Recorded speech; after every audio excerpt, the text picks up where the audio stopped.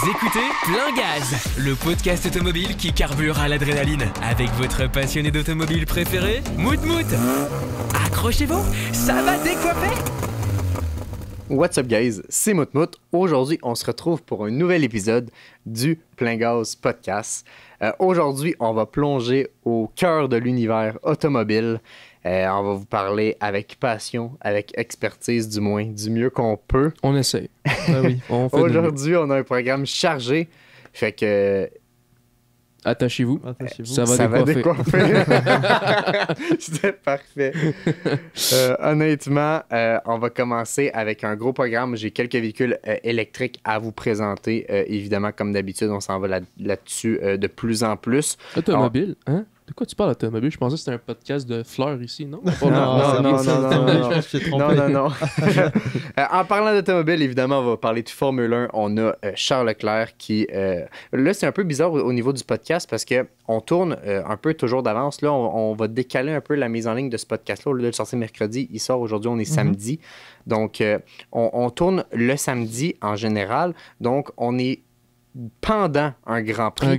Donc, on va faire une prédiction pour un Grand Prix qui se tourne tout de suite. Et lors de la sortie du podcast, le Grand Prix va être fait et on va être dans un prochain Grand Prix à Singapour. Toujours exact. Donc, on va toujours... Pendant que le podcast va jouer, on va être à Singapour en temps et lieu. Fait que ça va être un peu décalé, mais on va en parler justement de ça parce que moi, je parle justement de la course qui se déroulait, les qualifications aujourd'hui, Colapinto, qui a été incroyable. 9e position, ouais, exact. Fait que ça va être très le fun. Fait que n'hésitez pas à rester en ligne avec nous pour une analyse plus approfondie. C'est parti pour un épisode palpitant, comme d'habitude. Let's go. On va faire un retour juste rapidement sur le dernier épisode. Juste la semaine passée, juste sur Apple Podcast, vous avez été plus de 48 à nous écouter juste sur Apple Podcast, qui est quand même très bien. Je compte pas Spotify, je compte pas YouTube, où est-ce qu'on a énormément de vues, énormément de retours aussi sur les réseaux, sur Instagram. Fait que, encore une fois, merci beaucoup. À vous. Nouveauté automobile du moment. Moi, je vais commencer avec une nouveauté qui est arrivée il y a un petit moment, mais on n'avait pas pris le temps d'en parler, puis je pense que ça peut être quelque chose de très intéressant. Qu'est-ce que ça de caché pour nous? BMW qui a annoncé une entrée de gamme pour la compétition. Je pense que c'est une première chez BMW qui annonce ça. BMW Motorsport qui est en train de préparer un nouveau modèle d'entrée de gamme, comme j'expliquais, à partir de 2026. Fait que bon, c'est dans 2 ans, mais c'est quand 2026, BMW va sortir une BMW 235i, BMW M240i, M235, M240, ainsi que M2CS, qui vont être des modèles vraiment incroyables, avec un nouveau relooking, petit aileron en arrière. Des petits trucs sport. Exactement. Ça a vraiment le look de la M2 d'aujourd'hui, la 2024, qui est vraiment très look carré, qui n'est pas apprécié de tous. Ben, c'est ça ce que j'allais dire, c'est que, tu sais, mettons, si tu dis que... Honnêtement, je me connais un peu en BM, mais pas beaucoup. Tu sais, tu dis qu'actuellement, ils viennent annoncer la compétition entrée de gamme, mais la M2 était considérée quoi? La M2, c'était la plus sportive de la série 2. Ouais. C'était la voiture la plus sportive de la série 2. Ben, c'est l'entrée de gamme chez BM en termes de compétition. Sauf que là, tu sais, la M2 il y a 3 modèles. Il y a la 330i qui est vraiment de base. Ça, c'est de base, qui est 2 litres 4 cylindres. Ensuite, tu as la 240i. C'est ce qu'on veut dire qui est l'entrée de gamme de la M. OK. Tu as la M240i, puis ensuite, après ça, tu as la M2, qui elle est vraiment la plus poussée. Mais si on parle juste de la série M, qui est la série performance, un peu comme la série RS pour RS3, etc., ou c'est comme si on parlait de RS3 et S3. C'est le même principe. Mais chez BMW, quand on parle de la M2, c'est, je te dirais, l'entrée de gamme au niveau de la série M, de la série compétition. La série sport. Par contre, là, ils veulent faire une M235, M240, qui existe déjà, si je me trompe pas. La M240 existe exact. Déjà. Pas la M235. Non, pas la M235. Fait que ça va être intéressant d'avoir un nouveau modèle qui va être moins cher. Qui est quand même mais ça reste, c'est du 2 portes. Ça reste que c'est un relooking qui fait vraiment 2024, qui fait vraiment... pas tout le monde est fan. Chez BMW, d'ailleurs, on appelle ça, c'est toujours chez Mercedes, BMW ou Audi, on a toujours cette évolution d'une deuxième phase. On appelle ça la deuxième phase. Donc, on a les premiers modèles qui sortent pendant 3-4 ans, puis ensuite, on a une deuxième phase, 2-3 ans après, qui soit discontinue. Puis chez BMW, le terme d'ailleurs, c'est LCI. LCI, donc c'est ce qu'on va avoir début 2025-2026, t'as dit 2026, fait que c'est encore dans 2 ans. D'ailleurs, c'est très intéressant puisque il y a déjà eu des footage de la M243, à quoi elle devrait ressembler. Ouais, j'en ai une juste ici que je peux vous montrer rapidement, juste à vous. Là, exactement. Puis là, on voit que ça ressemble à la M2 un peu. Exactement. Ouais. Elle a vraiment le looking. Moi, ce que j'ai vraiment hâte de voir dans cette annonce-là, c'est la M2 CS. Oui. On a la M3 CS, on a la M5 CS, qui est juste incroyable. Mais là, M2 CS, ça les prix vont tourner autour de quoi? Ça va être vraiment aberrant comme puissance. Le poids, déjà la M2 est petite, donc le poids est mais ça peut peut-être être la première CS abordable en bas de 100 000. Je sais pas, j'essaie d'imaginer. Il y a déjà eu la M2 CS, mais la M2 CS, les CS qui changent d'habitude, c'est d'ailleurs CS pour Club Sport chez BMW. La M2 CS, c'est souvent les jantes. Les jantes, on passe à des jantes vraiment beaucoup plus légères. Des jantes forgées, vont être beaucoup plus légères, des fois des suspensions un petit peu meilleures, des fois même suppression des bancs en arrière. On a pas ça sur la M3 CS, mais on a ça sur la M4 CSL. Mais il y a beaucoup de petites améliorations qui font que c'est vraiment la M2 la plus poussée sur circuit que tu puisses avoir. Mais moi, j'ai hâte parce que j'imagine, présentement, la M2, ça tourne autour de 80 quand tu en achètes une neuve, 80-82 si je me trompe pas. C'est 80-90 hors option. Ouais, hors option. Mais là, c'est là que j'imagine que peut-être qu'une M2 CS devrait pas tourner autour des 120 d'après moi, pas plus que ça. Moi, je suis pas d'accord parce que à chaque fois que les CS ils sortent, ils sont très très chers, je trouve. Ouais, la journée que ça va sortir, oui, mais je parle d'ici quelques années. Je parle. Tu veux 2026, t'en achètes une en 2030, 4 ans après la sortie. Oui, d'après moi, c'est très abordable. Les retours de location, oui, exact.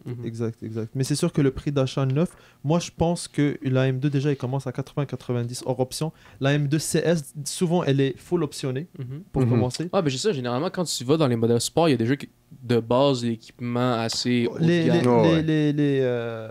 Les modèles plus exclusifs, comme ça, souvent, ils sont vraiment maxés. Mais c'est souvent, moi, je pense que la M2 CS va tourner autour de 120-130 facilement. Ouais. Minimum. Facilement. Ouais. Est-ce que tu prendrais une M2 CS? J'aime beaucoup la M2. J'aime beaucoup la M2. Polyvalence de la M2. Est-ce que tu prendrais une M2 CS avant une M3, mais tout équipé? Je parle pas d'une M3 CS, mais ça doit tourner dans le même prix qu'une M3 full equip. Honnêtement, M3. Ouais. Ah oui, pour le style, M2CS, pour l'histoire. Tu sais pourquoi la M2 CS, pourquoi je prendrais pas? C'est que je pense que c'est une voiture qui est très focusée sur la track. Je pense qu'une M2 déjà, ça fait largement le travail. Absolument. Une CS, vraiment, on recherche ce petit truc sur track. J'ai pas le Nürburgring à ma droite. dans ma ville. On peut pas aller faire. Je peux pas. Oui, il y a même Mont-Tremblant, puis Mont-Tremblant avec les restrictions, etc. Ça, c'est un autre sujet. Mont-Tremblant, justement, on peut en parler rapidement. Là. Mais Mont-Tremblant, si ton véhicule fait trop de bruit, tu peux pas rouler. Ouais, c'est ça. Ah ouais. L'entraîne ne passe pas. Ouais. T'es sérieux? Imagine, n'importe quel fan automobile qui a un véhicule assez puissant qui veut aller rouler là. Qui le stocke ou quoi que ce soit. Tu peux pas parce qu'il respecte un quota du nombre de décibels qui est légal sur la route. Même la N est légale sur la route. Mais ça reste qu'ils font le test, oui ou non. D'ailleurs, pour les Faudrait Québécois, une X5N dans ce cas-là. Les Québécois qui nous écoutent et ceux qui sont d'ailleurs proches de Montréal, Laval, je sais pas si vous avez déjà eu la chance de voir une GT3, une GT3 RS, puis que vous voyez que les pots d'échappement sont vraiment bizarres et qu'ils donnent vers le sol, ils descendent. C'est que c'est à cause de Mont-Tremblant. C'est que c'est des gens qui vont aller à Mont-Tremblant, mais qui sont obligés d'avoir un exhaust custom made. C'est sérieux. Imagine qui tu payes pour un exhaust qui te coûte moins cher. C'est plus cher. C'est pas une ligne d'exhaust, mais tu sais, c'est juste la fin. C'est pour réduire le bruit. C'est pour réduire le bruit, mais je trouve ça tellement désolant, tu sais, genre. Ah, je savais pas. Mais en même temps, c'est là où est-ce que t'es supposé comme pouvoir te déchaîner un peu, quoi que ce soit, sans qu'il t'aille genre les lois ou quoi que ce soit qui te dérange un peu. Puis là, t'as des restrictions aussi encore là. Je comprends, enfin, il y a des restrictions peut-être pour la sécurité des gens, mais que ce soit le son. Ben, tu sais, d'un certain côté, Mont-Tremblant, c'est la nature, il y a tellement de parcs autour de ça, puis tout, fait qu'ils ont comme pas le choix de mettre une loi. Mais on prend Saint-Eustache. Le vélodrome à Saint-Eustache qui s'est fait fermer parce que Saint-Eustache s'est passé de, je vais dire, 10 000 habitants à 50 quelques mille présentement. Je dis 50 quelques, mais c'est peut-être un peu plus élevé. Le monde y chialait parce que tu entendais ça à la journée longue. Moi, dans ma tête, tu l'ouvres une fois de temps en temps. Tu sais, à la limite, juste pour des événements. Tu sais, tu l'invites pour des événements ou quelqu'un qui paierait personnellement. Moi, je dis, je suis intéressé à y aller. Je paye une fin de semaine, je suis tout seul. Ben, fun fact, j'habitais à Saint-Eustache avant, exactement derrière le vélodrome. Puis le bruit. Puis le bruit, personnellement, je l'entendais pas du tout. Ça doit dépendre du vent. Parce que moi, j'ai un de mes collègues au travail qui habite là. Puis il y a des journées qui entendaient beaucoup le bruit parce que le vent était vers lui, fait que le son, il suivait. Puis d'autres journées que c'était le contraire, mais ça causait problème. Mais c'est pour ça que Là, ça l'a fermé, mais là, tant que ça ferme pas, c'est pour ça qu'ils mettent des lois. Ils n'ont pas le choix. Parce que sinon, il n'y en aura plus. On va où? Mais tu sais, oui, tu sais, Mont-Tremblant, on a des restrictions. Celui de Saint-Eustache a fermé. Aujourd'hui, il nous reste peut-être Saint-Eustache avec beaucoup de restrictions et iCar, qui est à Mirabel. Donc, je trouve ça dommage un peu que je peux dire ça comment? Ce genre de patrimoine d'automobile qui se perd, qui se disparaît. Je pense que t'en as un à Granby, ça arrive sud, mais même encore là. Mais même à ça, mais c'est t'en pas as deux au Québec. C'est pas développé et c'est désolant. Surtout que il y a beaucoup de owners, que ce soit au Québec, qui ont des voitures de sport, etc. Mais enlève ça. Moi, la meilleure chose que Montréal pourrait faire puis qui leur rapporterait beaucoup d'argent, c'est le circuit Gilles Villeneuve.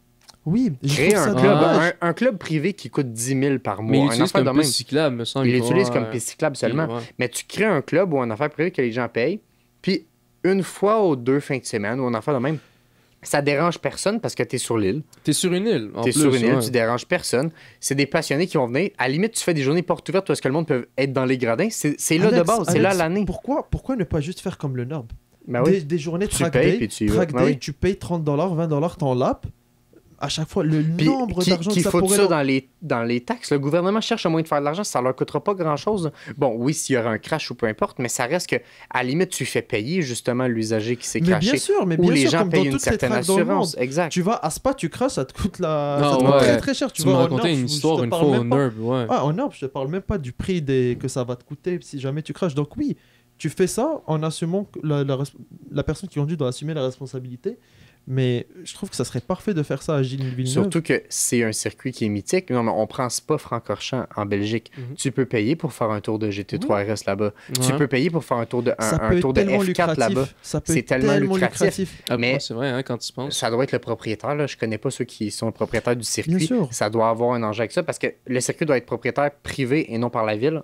Un affaire comme ça. Il est à côté du casino, fait je sais pas si ça peut-être engendre un conflit. Je ne pense absolument pas que ça. Non, parce que je suis déjà allé au casino une fois, puis de mémoire, je sais pas ce que je dis, je suis plus sûr, mais je crois qu'on s'avait stationné. Ils avaient fait comme des places de parking sur la piste Gilles Villeneuve, mais dans le coin proche du casino, évidemment, là, pas partout. Ouais, ben à côté, c'est pas sur la piste, mais c'est à côté de la piste. Peut-être. Ben, je me souviens très bien, par contre, on avait marché sur la ligne des puits. Pour se rendre justement comme à notre voiture, puis il y avait des voitures stationnées là. Fait que je suis peut-être qu'ils utilisent à des fins pour le casino, peut-être. Encore une fois, on parle pour... On parle pour parler, puis on fait la conversation, mais honnêtement, si le gouvernement du Québec nous écoute, ce qui n'arrivera pas... Ou bien au place, c'est peut-être qu'il nous écoute. Oui, c'est ça, quelqu'un qui est propriétaire de la piste. Honnêtement, nous, on est disponible. Écrivez-nous sur nos réseaux. Honnêtement, on est prêt à venir tester la track avec un véhicule prêté. Une Corvette ZR1, le nouveau modèle, une GT3. Scientifique. Exact. Non, c'est à des fins professionnelles. On veut tester. Mais tu sais, Alex, on prend ça avec beaucoup de sarcasme, mais écoute, partout dans le monde, que ce soit Spa ou même beaucoup de circuits, ou même ils sont ouverts. Yas Marina, etc., on voit énormément de vidéos de personnes qui sont avec leur voiture et qui font avec ces leur voiture, ils payent, c'est tout. Ouais, ils payent, exact. Bien sûr, ils payent la track, mais tu sais, ce que ça rapporterait au gouvernement, puis ça resterait vraiment comme... Ça serait vraiment un joli patrimoine de course. Oui. Mais pour les passionnés automobiles. Absolument. Puis le fait d'ouvrir ça, justement... T'as plus besoin de rouler vite dans les routes. C'est ça le problème. C'est que là, il commence à fermer. Moi, je prends Icor l'année passée au GDM Fest. Pour ceux qui ne savent pas, le GDM Fest, c'est le plus grand festival japonais au Québec en tant que tel. Puis ça se fait au Icor, qui est à Mirabel, à côté de l'aéroport Mirabel. Donc l'avantage qu'on a, c'est que ça ne fermera jamais parce qu'il y a les bruits des avions puis on dérange personne. Fait que c'est le gros avantage. Mais le gros défaut, c'est que la police font 2 barrages à chaque année lors des gros événements. Mais c'est la seule place légale où tu peux aller faire du drag, tu peux aller faire de la drift, où est-ce que le monde amène un véhicule modifié. Pourquoi vous cassez les couilles, je vais le dire honnêtement, à faire un barrage, à vérifier tous les véhicules, s'ils sont légaux, alors qu'au final, ils vont là rouler pour être légal, pour pas rouler vite dans la rue. Ouais. Tu sais, c'est la seule place. Faites pas de barrage. À la limite, mettez-vous là, faites la vitesse. Si le monde, en sortant de là, il se pense encore sur la piste, ce qui est tout à fait normal. Mais de là à vérifier chaque véhicule, vérifier l'exhaust, c'est sûr, qu'ils sont pas légaux. Ce que je trouve immoral dans l'histoire, c'est que, bon, la loi, c'est la loi. Si tu n'as pas le droit de faire quelque chose sur ton véhicule, ça reste une loi, c'est comme ça. Maintenant, ce que je trouve ça honnêtement désolant, c'est surtout qu'ils prennent cet événement-là, où est-ce qu'ils savent qu'il n'y aura que des voitures modifiées et qu'ils donnent des tickets à chaque personne qui passe par là, je trouve qu'il y a quelque chose qui va. C'est immoral, immoral en fait. C'est dommage. Vraiment dommage. Je pourrais. Ouais. Puis d'ailleurs, ça a fait vraiment un gros effet aux réseaux sociaux où est-ce que tout le monde s'est plaint. Puis même tellement de passionnés d'auto qui ont dit passer la dernière fois. Il y a eu pas une plainte, là, mais une pétition que beaucoup de gens ont signé. Puis ça l'a ramassé beaucoup. Ça a circulé. Puis ça l'a beaucoup diminué depuis. On a quelques barrages de temps en temps, mais c'est beaucoup moins pire. C'est plus, il n'y a pas d'événement. Ils vont le faire de temps en temps, mais ça l'a beaucoup diminué. Ils vont pas le cibler lorsqu'il y aura des événements. Je prends les gros mythes de char au Princesse Auto de SAS Crew qui font beaucoup de bruit en tant que tel. Ben, je pense que c'est le meilleur exemple. La police est là sur place. C'est en partenariat. Je ne veux pas dire n'importe quoi. Rectifiez-nous dans les commentaires si jamais. Mais je pense qu'ils ont un partenariat avec justement la police à Saint-Jérôme. La police est toujours sur place, mais c'est juste pour que justement ça se passe bien puis qu'il n'y ait pas de merde. Puis que s'il y a quelqu'un qui fait de la merde, qu'il sorte au lieu de scraper l'événement. Je trouve ça très bien. Et justement, c'est fait dans le respect des deux côtés. On va pas faire les cons, on va pas faire du bruit, on va pas déranger personne, mais laissez-nous vivre notre passion, que ce soit un automobile ou whatever. Chacun ses passions, mais l'automobile, c'est tellement restreint que faut être ouvert à certains niveaux. Là, certains niveaux, non. Puis surtout le fait que ces véhicules-là sont tellement modifiés qu'il faut déjà savoir qu'entre le mois de novembre puis le mois de mars-avril, ces véhicules sortent pas. Donc déjà, le seul moment qu'ils vont sortir, ça va être entre mars et novembre, au maximum. Puis encore, quand ils vont sortir, ça va pas être des gens qui vont les conduire chaque jour. Ça va être les gens qui vont les conduire 1 à 2 fois par semaine pour leur plaisir. Je trouve ça dommage qu'on en vient au point où est-ce que ça devient la cible ça devient une cible de tickets qui abusif dans le fond. Et dire que tout ça commence à cause de... D'une M216. non, c'est pas ça que j'allais dire. À cause de Mont-Tremblant et de la fermeture. Moi, c'est ce genre de conversation que j'aime parce qu'on oublie complètement le podcast puis on est juste là à parler. Et c'est parfait. Et justement, à la fin de la saison 1, on va avoir un épisode dédié à ça où est-ce que je vais ouvrir une page random dans le guide de l'auto, on va parler d'un véhicule, puis ça me fait penser à ci, ça me fait penser à ça, puis on va partir sur des débats. Nos expériences personnelles. Exact, partager nos expériences, puis embarquer sur des débats sans ligne directrice. On va juste parler pendant 1 heure, 2 heures, le temps que ça durera. On va juste parler, avoir du fun. Sans aucun plan de match. On n'a pas de plan, puis on va parler, puis avoir du fun, puis je pense que ça va être un épisode qui est intéressant. Mais si on reste sur un épisode plus cadré comme celui-là, je vais vous parler de Volvo qui a dévoilé son nouveau modèle de SUV, le XC90. XC90, qui est un hybride rechargeable uniquement. Fait qu'il sort ni à gaz, ni à full électrique. Il est juste hybride rechargeable.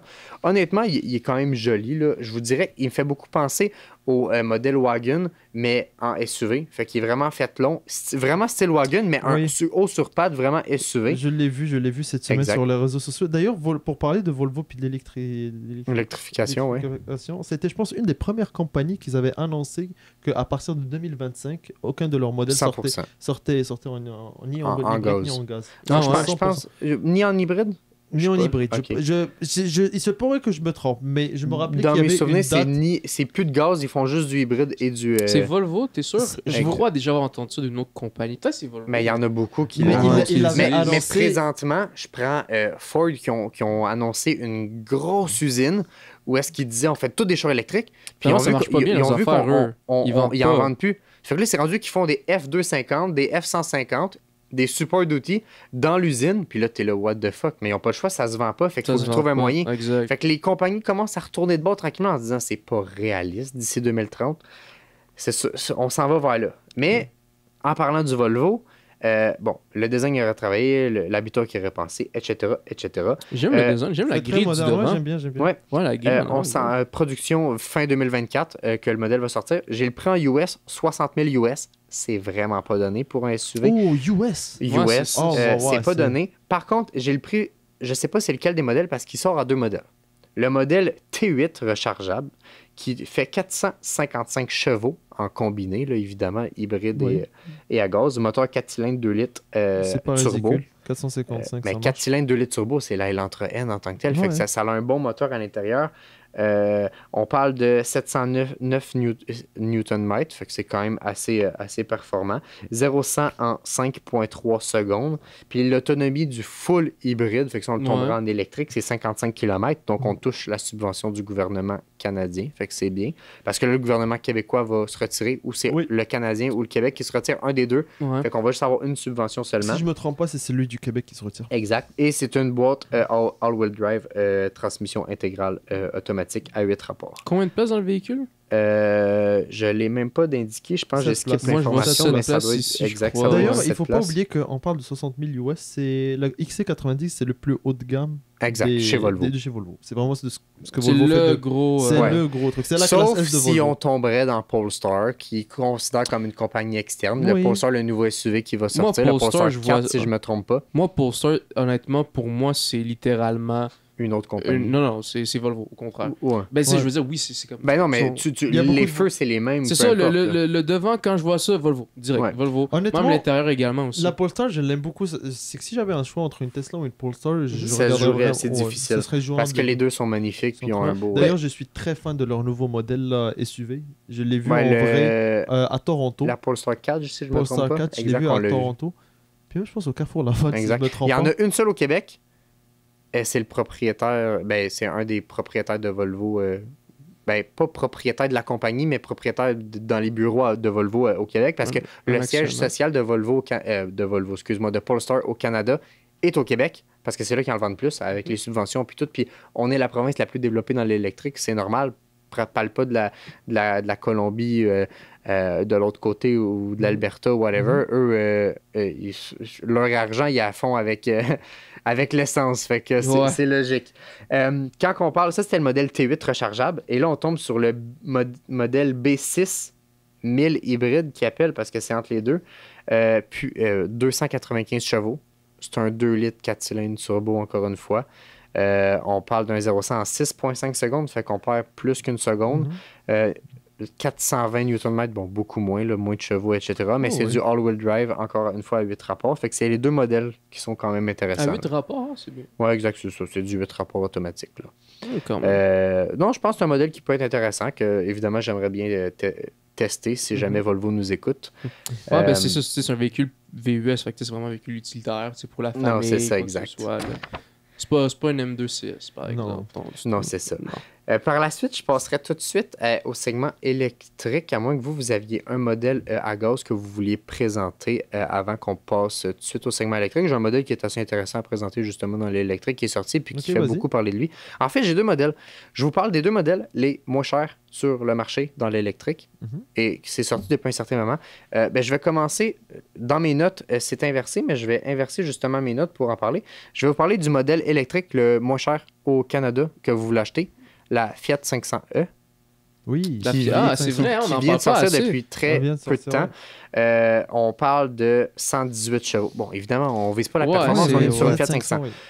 Deux options de batterie de 190 km d'autonomie ou 320. 320, c'est quand même acceptable. Bon, c'est sûr que c'est pour quelqu'un qui fait très peu de route. 0-100 en 9 secondes, c'est pas des tonnes. On peut recharger 50 km en 5 minutes, puis 80% de la batterie en 35 minutes, fait que c'est vraiment pas beaucoup. C'est très bien au niveau de la technologie, c'est très bien. Au niveau du prix, je vais l'avoir juste ici dans mes notes. On parle de... là, j'ai mis prix en euros parce que je me suis basé sur un site européen. Je les ai en dollars. Donne-les en dollars canadiens, ça va être intéressant. Alors, les prix Fiat 500e, on commence à 40 000. Exact. 40 000 en dollars canadiens, c'est très peu. C'est peu, mais c'est une mini. C'est une mini voiture aussi. Non, c'est minuscule. C'est vraiment quelqu'un qui... Je prends mes grands-parents, ou peu importe, qui font du point A au point B, qui vont faire l'épicerie, qui sont à retraite, qui se déplacent pas. Tu peux pas faire de grosses routes. Tu vois, j'ai écrit Fiat 500 sur Internet, 500, excuse-moi, et je vois déjà qu'un article a été publié le 12 septembre par le Guide de l'auto. La production de la Fiat 500e sera suspendue. Faute de demande. Beaucoup en parlaient parce que justement, ils ne savaient pas si ça allait pogner. En Europe, ça ne pogne pas du tout. Mais l'électrique n'est pas là. Non. Parce que c'est un modèle... En Europe, les petits modèles, ils sont très vendus pour les stationnements pour les villes, et ce qui est normal. On prend de la Citroën Ami, qui est un véhicule, bon, sans permis, là, mais des véhicules de cette taille-là, c'est très populaire en Europe, mais pas ici. Mais le problème, c'est qu'ici, on est développé électrique, autant aux États-Unis que, bon, le Québec un peu plus que le reste du Canada. Mais ça serait un véhicule qui devrait pogner. Mais ici, on aime trop les gros véhicules. Mais en Europe, ça pogne pas. Mais la journée que ça va pogner en Europe, ça se vendrait. C'est là le problème. J'ai vu justement cette semaine un rapport de Smart qui montrait leur premier véhicule Smart qui est sorti et leur dernier. Et le véhicule a plus que triplé en grosseur. À chaque année, il grossit. On s'en rend pas compte, mais à chaque année, ça grossit. Parlons de Smart, est-ce que tu sais que Smart, maintenant, ils font des VUS? Smart font des VUS. Ben, c'est des VUS. C'est la grosseur d'un Venu, je vous dirais, chez Hyundai. Là, c'est comme un petit VUS auto. D'ailleurs, pour l'anecdote, la première fois que je l'ai vu, j'étais en Europe avec mon ami Cédric et on revenait le soir, 3h, 4h du matin. Et on voit une voiture on voit une voiture un peu bizarre, un SUV. Lui, c'est quoi ça? Il me dit, ah non, c'est une marque chinoise encore. BYD ou un truc. Là, je le regarde, je lui dis, non. Non, faut qu'on s'approche. On voit Smart. Ouais, Smart sont avec des VUS. Puis jusqu'à qu'on l'a vu, qu'on a commencé à en revoir plusieurs. Mais oui. Mais là, justement, tu parles d'électrique, puis on peut parler de BYD justement, parce que la semaine passée, il y a le gouvernement du Canada, j'ai entendu ça. Justin Trudeau, qui a annoncé publiquement ajouter une taxe de 100% sur les véhicules chinois. 100%? Parce que BYD arrive dans le marché. Ouais. BYD qui vend un véhicule à 30 000 $, qui en vaut 60 ici. Donc, ça cause problème. Mais le problème est le suivant. Tesla, qui a une usine justement en Chine, si les véhicules de Tesla viennent de Chine, ils sont taxés à 100%. 100% de taxes? Ouais. Fois deux le prix? Ouais. Oui. Mais ce qui est logique, parce que... Non, mais on reste sur une base logique. Le gouvernement du Canada, tous les véhicules, que ce soit Tesla ou peu importe, c'est des employés qui travaillent partout dans le monde bien payés. On parle de la Chine, c'est différent. Bon, évidemment, en Chine, la qualité est supérieure parce que les gens, ils travaillent à la chaîne. C'est une bonne qualité. On ne s'attend pas à ça, mais pour vrai, BYD, c'est une bonne qualité. Pour d'ailleurs avoir déjà été à l'intérieur de ce véhicule-là, parce que j'ai eu la chance de prendre un taxi en Europe quand j'étais à Amsterdam, c'est bien fini. Ah ouais? C'est surprenant. Oui, c'est surprenant, c'est bien fini. Le design est moderne. Ouais, c'était super joli. Puis même, honnêtement, même l'extérieur du véhicule est bien réussi. Très bien. Mais le design, il est beau. Il est très beau. C'est un véhicule incroyable. Déjà vu mais en le photo problème, avant, c'est de le sortir au même prix d'une Tesla. Rendu là, tu prends une Tesla. Oui, c'est ça. Il y a ça le problème. Le truc aussi, c'est que, bon, à 30 000 $, t'as rien. T'as rien, mais en même temps, tu te dis, c'est quoi l'éventualité? Encore Tesla a fait ses preuves, ça fait quand même 10 ans qu'ils sont sur le marché et même plus. BYD est la marque de véhicules qui a vendu le plus de véhicules en 2024. C'est sûr, ils ont le marché chinois. Ils ont le marché chinois, bien sûr. Ils commencent à arriver en Europe, ça fait du bruit. Mais le problème, qui est pourquoi ils ont mis ça justement au Canada, c'est que ça fait de la compétition à notre main-d'œuvre, à nos Canadiens. Ouais. Que ce soit les usines ou peu importe. Puis je parlais justement de la qualité. Il y a Tesla qui a une usine justement en Chine et les Tesla qui viennent de là sont de meilleure qualité. Mais là, il est là le problème. Polestar a une usine en Chine. S'ils ramènent des véhicules, ben là, ça leur cause problème à cause de la taxe et tout. Ils devraient... Ce que justement les gens disent, c'est qu'ils devraient justement avoir une taxe sur certains modèles ou peu importe. Mais là, à un moment donné, BYD va bifurquer. Là. Ils veulent toucher le marché canadien et les États-Unis. Qu'est-ce qu'ils vont faire? Ils vont créer une usine en Inde ou dans un autre pays. Ça va leur coûter un peu plus cher. Mais bon, 40 000 pour un véhicule performant qui fait 0-100 en 4 secondes ou un bail comme ça. Imagine s'il n'y aurait pas eu la taxe de 100%. Ici, les Québécois, et depuis quelques années, ils chialent beaucoup sur le prix des voitures. Et oui, on est d'accord. Non, mais ils rentrent demain. Demain, ils vendent la BYD à 30 000 $, tout le monde là. Mais je te promets, n'importe quel jeune qui commence à travailler, qui a besoin d'un véhicule performant, puis un véhicule qui fait la job, dans l'électrique qui ne coûte plus de gaz, il va sauter là-dessus. Et by the way, l'autonomie de ces véhicules-là est abusé. On est à 400-500 km minimum sur ces véhicules-là. Non, c'est fou. Si c'était à 30 000 $, tout le monde l'aurait. Non, c'est ça. Tous les jeunes, exact. Mais... Ouais. Puis là, on parle des véhicules abordables, on parle de BYD, etc. Mais moi, j'ai un autre véhicule, le premier SUV le plus abordable au Québec dans l'électrique. Vous savez c'est quoi? Non. Ouais. Chevrolet. Equinox. Le Equinox EV qui est sorti. J'aimerais ça que vous vérifiez le prix, vous, en US, pas en US, parce que moi, je l'ai en US et je ne l'ai pas en canadien. Fait que juste vérifier tu veux le prix en canadien? Je vais parler du moteur, justement. Il y a deux versions, front-wheel drive puis all-wheel drive. Pour ceux qui ne savent pas, front, c'est les deux roues d'en avant. Ça commence à 48. 48 000, donc c'est pas très cher au niveau d'un SUV de base. Puis là, on est dans l'électrique, ce qui n'est pas très dispendieux. On parle de 210 chevaux pour les roues avant et le all-wheel drive, donc toutes les roues. On parle de 290 chevaux. C'est pas énorme. 514 km d'autonomie. Ce qui est vraiment très bien, honnêtement, pour un SUV. Ouais, ben c'est pas super. Recharge très rapide, en 10 minutes, 113 km. Déjà, c'est très bien. Honnêtement, je suis en train de voir les photos, que ce soit intérieur ou extérieur. Très joli. J'aime vraiment. Mais le relooking de Chevrolet dans les dernières années a vraiment fait la job. de toutes les compagnies. Moi, je vous dirais, là, vous avez votre tablette, vous pouvez faire la recherche, mais je vais en parler justement à ceux qui nous écoute. Quel prix t'avais, excuse, c'était quoi le prix t'avais 48 000. Ah, ok, j'avais trouvé 53. Il commence à 48, le modèle doit être à 53. Le nouveau Chevrolet Traverse. Écrivez Chevrolet Traverse 2020 versus 2024. Le look a complètement changé. Moi, je suis complètement fan du Traverse. Quand je pense au Traverse, je pense évidemment c'est un véhicule, ça se compare à un Escalade ou peu importe au niveau taille, au niveau grosseur, mais le 2024... C'est comme un Grand Cherokee ou un Outlander. 2024, ils ont pris la grille des pick-up puis ils l'ont mis sur un SUV. Je trouve que ça fait un look incroyable. Je pense que l'avenir, justement, que ce soit l'Equinox, peu importe, c'est de faire des grilles beaucoup plus grosses, beaucoup plus volumineuses. Les phares sont plus petits. Je trouve que ça fait un look beaucoup plus agressif. Très agressif, très performance. Puis, ça me fait penser, justement, au devant. Bon, oui, les pick-up, mais ça me fait penser au devant de la Camaro. C'est vrai. Les Camaro, ils ont vraiment ce devant-là. Puis là, ils l'ont juste étiré en hauteur. Puis je pense que c'est ça qui me fait accrocher un peu plus, que ce soit la lampe méchante. Là. Ouais, le nouveau Traverse, je le trouve incroyable. Puis je pense que ça, c'est mon coup de cœur des SUV dans ces dernières années. Quand je l'ai vu au Salon de l'Auto cette année, je me souviens, j'avais dit, là, c'est incroyable. Puis l'intérieur, je pense qu'on a un écran de 50 pouces en largeur et tout. C'est très beau. C'est vraiment magnifique. Tu sais, j'ai remarqué aussi, on parle de véhicules. Mettons la Equinox EV, évidemment, avant, il y avait la Equinox régulière qui n'était pas EV. En ce moment, je suis en train de remarquer qu'il y a beaucoup de véhicules qui sont en train de plus en plus lâcher leur véhicule normal. Ils font le switch en électrique. Par exemple, tu as la Golf E. On a les XC90. Mais la Golf E ne revient plus. La Golf E, on parle de 300 km d'autonomie. Je pense que la production, moi, est terminée. Je ne peux pas dire n'importe quoi. Là, mais... Mettons, je donne un exemple. On a la Golf E, par exemple, on parle de la Volvo XC90.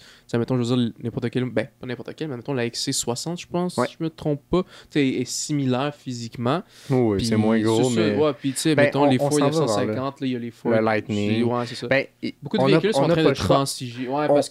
C'est le fun pour des passionnés automobiles parce qu'on a beaucoup de nouvelles. À tous les mois, on a au moins 2 véhicules qui sortent, si c'est pas plus. Je dis 2, mais c'est pas mal plus en tant que tel.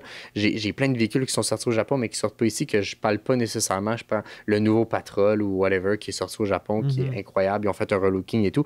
Mais il y a tellement de nouvelles parce qu'ils vont sortir ça en hybride. Là, ils vont faire une différence. Là, ils vont tester. Moi, je trouve ça bien. On n'a pas le choix de s'en aller vers là. Puis je pense que ça ne sera pas le full électrique l'avenir, mais moi, je pense que ça va être le hybride. Que ce soit dans les supercars. Je suis désolé, mais la nouvelle 911 en hybride, le monde, il disait, ouais, bon, tu scrapes une 911. Je les comprends, c'est normal. Une Porsche, tu veux pas que ça soit hybride. Mais il y a des gens qui sont allés la tester, puis ça a l'air que c'est surprenant.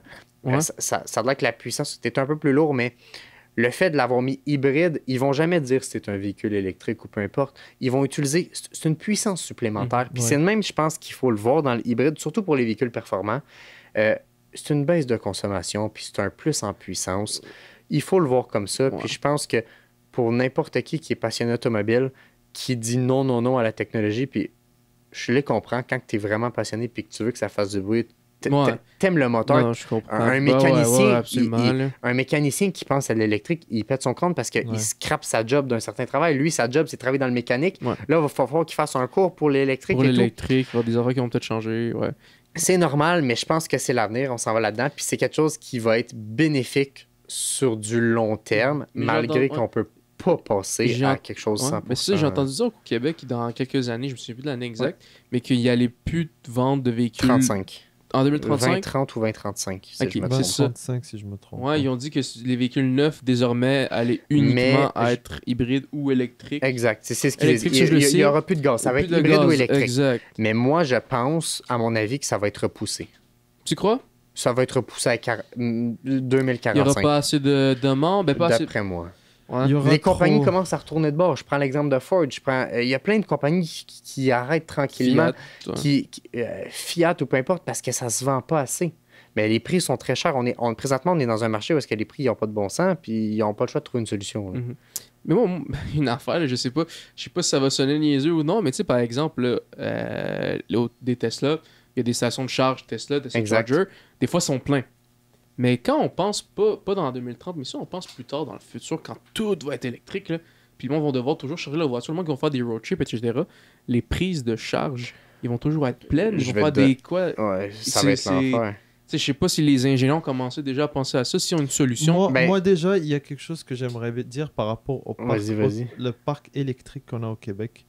C'est que, puis je pense que je suis quand même bien placé pour parler de ce sujet-là, c'est que moi, quand j'ai voyagé en Europe, il faut savoir que dans toutes les villes où j'étais, il y avait beaucoup de stations de recharge.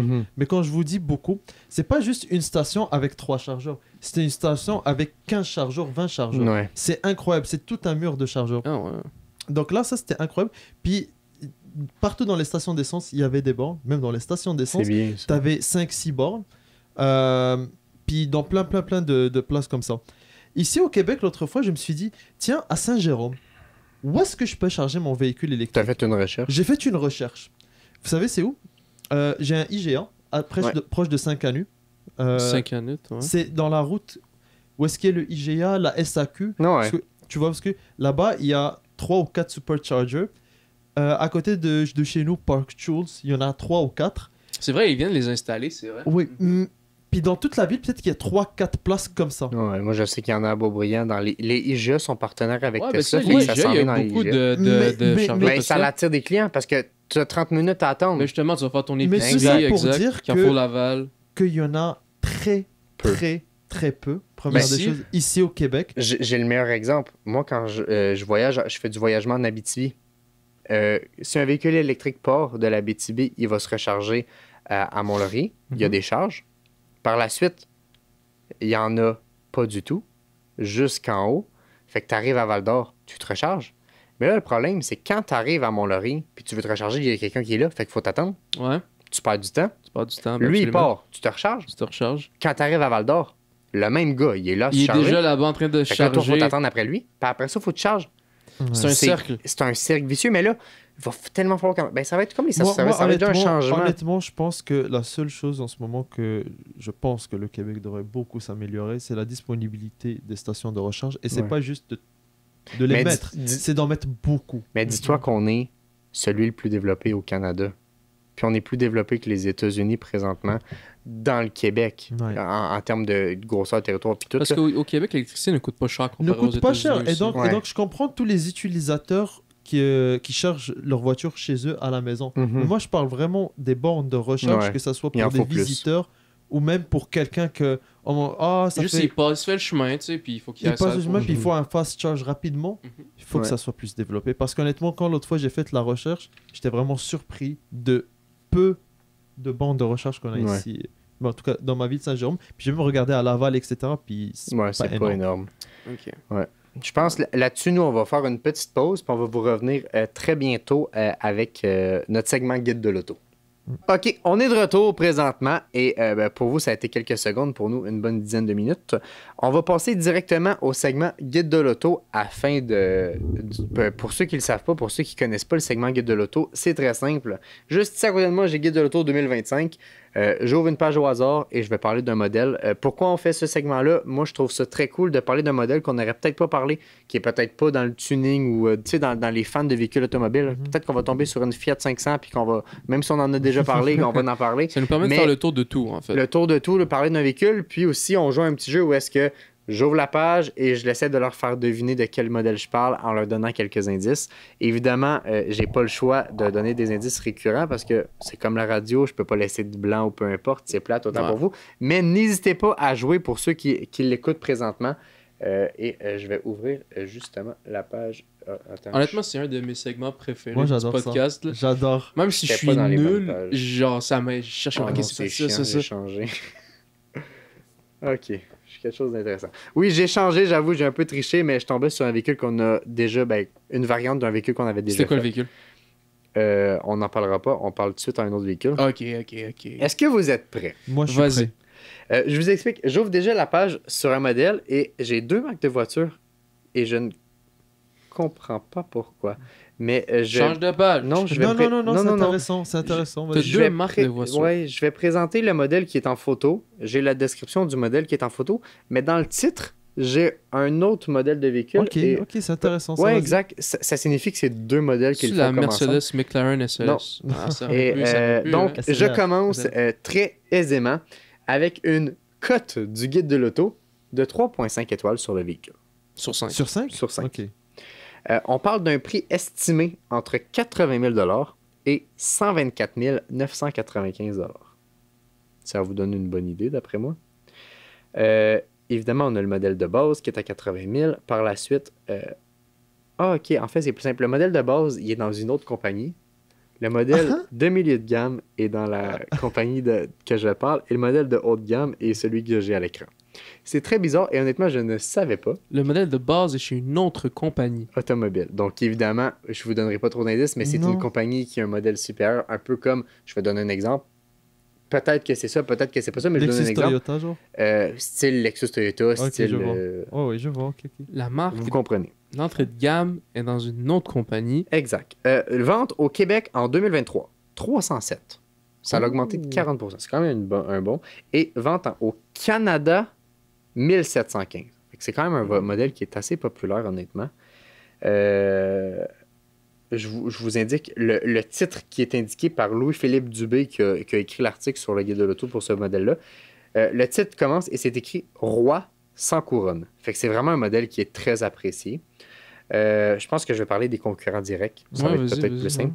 Concurrent direct, BMW X7. Déjà, ça vous donne une idée. C'est un VUS. Cadillac Escalade. Chevrolet Suburban ou le Tahoe.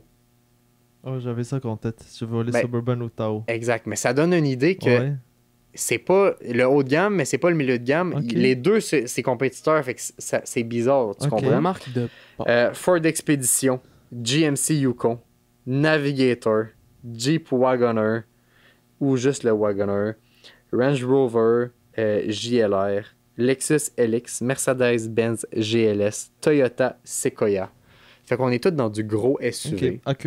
Acura RDX? Non. Ça aurait pu être un très bon guess. Ça peut être un bon mais guess, non. ok. On est vraiment dans quelque chose de plus gros. Alpina XB7. Non. Ah, shit. Moi, tu m'as perdu à sa marque de base est dans une autre compagnie. J'essaie de penser. Puis en plus, tu viens de nommer Ben, les gros Cadillac, Escalade, etc. Mercedes EQS, mais c'est pas Il a c'est la dit même compagnie. GLS. Ouais, mais ça, peut-être EQS, tu vois. Ah, c'est Mercedes. Ouais. Est-ce que vous voulez que je vous donne la compagnie? Une des deux Ok, compagnies. attends, laquelle? je vais y aller encore plus simple. On parle de... excusez-moi, pardon pour le délai. On parle de 7 ou 8 occupants. On parle d'un cylindré V6 3.5 litres biturbo, 450 chevaux. 6.7 secondes le 0-100. Ouais, ça ressemble à ça. Consommation, une moyenne de 12.2, 15.1 en ville, puis 13.8. 15.1. On est sur quelque chose de Oui, très gros. ça consomme. Hein. Mais elle est vache. C'est-tu le GMC Yukon? Il a déjà dit Non, c'est un il est dans les compétiteur. compétiteurs. C'est une marque que je vais donner vraiment un indice. Donne-moi le pays. On est sur du japonais. Un Ok. Toyota Highlander, non. C'est Non. pas rapport. Ce n'est pas une Toyota. Non, t'as dit Nissan, t'as dit Oh, Nissan, là. Infiniti UX90. C'est bien une Nissan ou un Infiniti. Nissan. Ah, je sais, la Nissan Armada. C'est le Nissan Armada qui est le modèle de base. Donc, T'es je pas te donne le sérieux. point.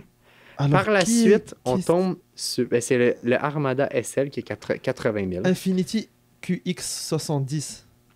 Infiniti QX80 qui tombe sur le modèle un peu supérieur à 104 000 et le QX80 autographe à 124 000. Et Ah, c'est le gros. exactement. gros, On est- gros, je vais vous le gros, montrer gros juste Infiniti ici, qui c'est ressemble à une énorme. baleine. Ouais, Mais ouais, si une vous regardez baleine. la Non, c'est photo vrai. juste ici, ça ici, c'est le Armada et juste en dessous, c'est l'Infiniti. C'est juste une version de luxe. Tu Il m'aurais est dit- identique. Tu m'aurais dit Nissan Patrol ou 4Runner, j'aurais tout de suite cliqué. Mais il n'est pas dans les concurrents directs. Mais- Et la raison pour laquelle il n'est pas, c'est qu'en photo, c'est le QX80 qui est N'oublie montré. pas qu'on vend pas le Patrol ici. Exact. Puis on n'a pas de patrol ici. Ouais. Mais je pense que la raison pourquoi c'est pas indiqué aussi, c'est que je pense que le modèle de base qu'ils présentent, c'est celui à 124 000, fait que ça se compare pas au niveau rapport qualité. C'est très cher. C'est très cher, c'est très gros. Est-ce que ça serait dans mes choix si j'aurais ce moyen-là? Honnêtement, j'irais avec un Escalade, j'irais avec un Suburban, j'irais avec un Yukon 100 fois avant. Mon Dieu, par contre, je suis choqué de la consommation. 15,1 litres en ville. On est sur de la motorisation en V8. Non? Par contre, on est sur une motorisation qui est très performante et très fiable. Oui, par contre. Non, honnêtement, j'ai rien à dire. Les gens, il y a des bons retours. Ça pourrait être un bon SUV. Puis je pense que ça fait justement. C'est une clientèle particulière ceux qui achètent ça, je pense. Le modèle de base dans une autre compagnie qui fait ça. Mais je pense que c'est la première fois que je vois ça. Mais je savais pas que. Tu sais, c'est sur la même page. C'est peut-être le guide de l'auto qui ont fait différent cette année. Là. C'est peut-être pour ça, parce que il me semble que 2024 ne l'avait pas. Mais tu arrives, tu ouvres la page, puis là, c'est vraiment modèle de base, Armada, puis tout de suite après, puis j'avais les deux titres en haut. J'avais Armada puis QX80. Ouais. Fait que c'est pour ça, mais je trouvais ça cool de justement le dire puis essayer de le faire deviner. Mais non, t'as vu, même Elias l'a eu. Non, mais je trouvais ça cool d'ailleurs quand il parlait de ça. J'étais comme, c'est quoi ça? C'est deux compagnies en même temps. Première fois que j'entends ça. Ouais. Non, c'est très bien. Non, j'aime bien. Et là, ben, comme d'habitude, après le segment guide de l'auto, pour ceux qui ont l'habitude de nous écouter, on tombe directement sur le segment Formule 1. Formule 1. Donc, à tout de suite.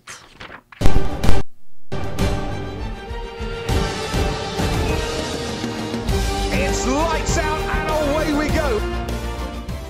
Donc, on est dans le segment Formule 1. On commence par où? Je pense que c'est super simple. Présentement, la date qu'on tourne, on est juste après les qualifications du Grand Prix de Bakou, Azerbaïdjan. C'est dans 9h la course, je pense. Ouais, exactement. La course est demain matin. On tourne durant ce temps-là, fait qu'on n'a pas les résultats. Quand ça va sortir, les résultats vont être sortis. C'est un peu bizarre parce que lorsque ce podcast-là va sortir, on va être en plein Grand Prix à Singapour, si je ne me trompe pas. Singapour, c'est le week-end qui s'en vient tout de suite. C'est ça. Puis ça va sortir ce week-end-là. Donc, vous êtes comme en direct, en plein week-end de course. Puis là, ça va sortir. Fait que c'est très bizarre. Moi, je vais parler juste de la qualification pour commencer. Oui, bien sûr. Bon, on peut. Avant même les qualifications, on va parler des pratiques. Perez, qui est revenu en force. Il a out-qualif Max, exact. Pas juste dans la qualification, mais toute la fin de semaine, il a out-qualif Max. Il est revenu en force. De ce que j'ai entendu parler chez Red Bull, par le monde qui était là, c'est que Red Bull, eux, ce qu'ils ont fait, c'est qu'ils ont réglé les problèmes que justement Perez avait sur les deux véhicules. Parce que présentement, ils savent que Norris a peut-être de la difficulté à venir se battre avec Verstappen, niveau stabilité et tout, comment Norris est. Donc, ils veulent juste pas perdre leur place de champion en tant qu'équipe. Donc, ils règlent les problèmes de Perez pour que Perez performe. Même si Max performe un peu moins, ben au moins, tu comprends, ils ont réglé quand même quelques problèmes sur le véhicule. Il revient quand même, mais ça reste que c'est très décevant. J'ai hâte de voir ce que ça va donner. Perez est toujours mettons, l'histoire le dit, il a toujours été bon à Bakou. Bakou, Azerbaïdjan, il a toujours eu, genre vraiment, comme c'était sa piste à lui. Il a toujours bien géré, que ce soit les virages, les points de freinage, etc. Fait que je suis quand même pas surpris de sa performance. C'est un Grand Prix en ville. La plupart du temps, Perez est très bon dans les Grands Prix le temps précis, c'est ça, exact. Il est quand même très, très bon à ce niveau-là, absolument. On parle de personnes incroyables sur ce circuit. Je ne peux parler des qualifications sans parler de Colapinto. 9e! Non, mais on oublie le 9e, OK? Qualification numéro 1, il finit 3e. Il se fait dépasser à la fin 4e pour sa première qualif. Deuxième qualif à vie. Après, première en ville. C'est incroyable à mon avis. Par la suite, En plus, une statistique que j'ai vue quand j'écoutais les qualifs ce matin, Colapinto n'a jamais coursé aucune fois de sa vie à Bakou. Exact. Fait que c'est la première fois à vie qu'il a embarqué sur la piste. C'est dans une F1 complètement fou, à mon avis. C'est la première fois depuis 1886, peut-être que la date est exacte, à quelques années près, qu'un Argentin s'est qualifié en Q3. Ou est sur la grille. Je pense que c'est qualifié en Q3, mais je ne veux pas dire n'importe quoi. Qui passe les Q3, c'est juste complètement incroyable. Pour lui, pour l'histoire, c'est complètement fou. En plus, c'est sa deuxième course. C'est sa deuxième course. Il sait qu'il n'est pas là l'année prochaine, il n'y a rien à perdre. Il faut juste donner son 100%, autant lui que pour l'équipe. Je trouve ça très cool. Et c'est à ce moment-là que moi, je reviens sur la décision de Mercedes. Williams. Je pense qu'ils ont bien fait. Sargent n'aurait jamais passé la Q3, à mon avis. Je crois pas non plus. Ouais. Peut-être la Q2, mais... Mais même là encore, c'est un gros if, là. Ouais, c'est ça. Il y avait trop de difficultés. En tout cas, Colapinto, je suis très surpris, je suis très content. Puis je pense que justement, sa performance montre à quel point il peut être prêt.